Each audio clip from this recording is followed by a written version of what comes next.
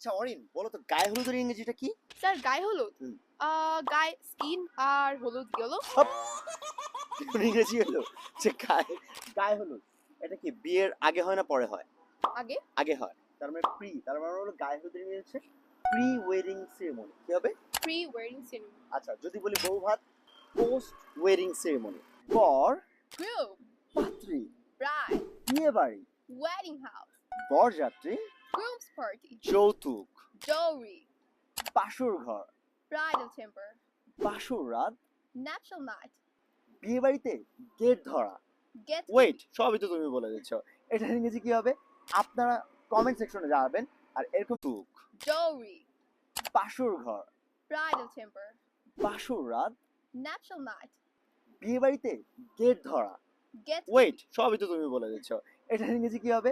আপনারা কমেন্ট সেকশনে জানাবেন।